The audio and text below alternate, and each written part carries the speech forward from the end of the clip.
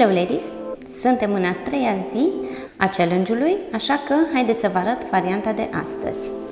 Mergem din nou pe antebraț, exact ca și la primele două. Întindem picioarele, împingem călcâiele, ducem pieptul înainte și simplu coborâm genunchii și revenim. Setăm timerul, potrivim și începem ușor.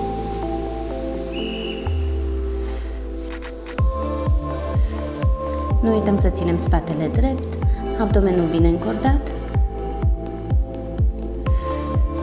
Sincronizăm respirația cu mișcarea.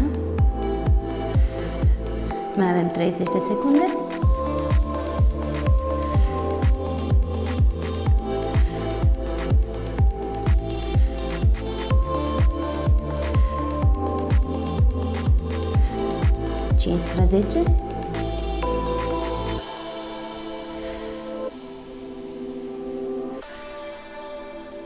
Și ultimele 5.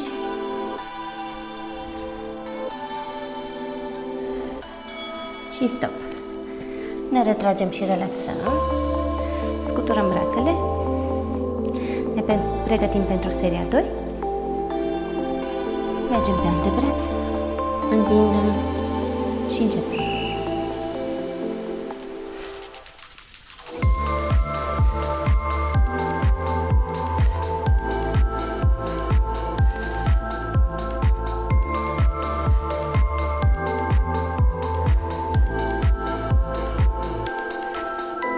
Încă puțin, încearcă să lași genunchii pe sol cât mai ușor, fără să-i trântești.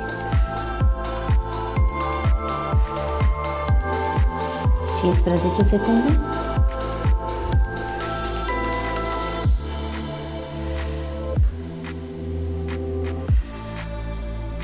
Ultimele 5. Și relaxăm. Hai că mai avem o serie. Scuturăm bine brațele, relaxăm ușor spatele și abdomenul și ne pregătim pentru ultima rundă. Întindem, menținem și începem.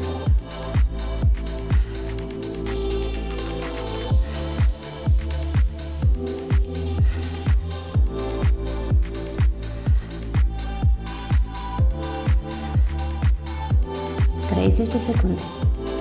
Nu renunțăm.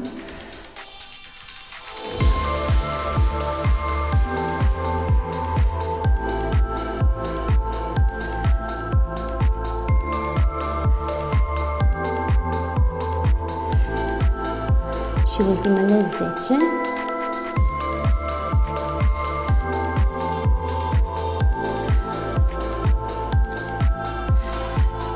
Coborâm genunchii, mergem cu sprijin pe palme, ducem bazinul până pe călcâie în Child's Pose și rămânem acolo. Respirăm de câteva ori, pe urmă cu spatele rotund ne ridicăm, relaxăm brațele și ne pregătim pentru o zi plină de energie. Pe data viitoare!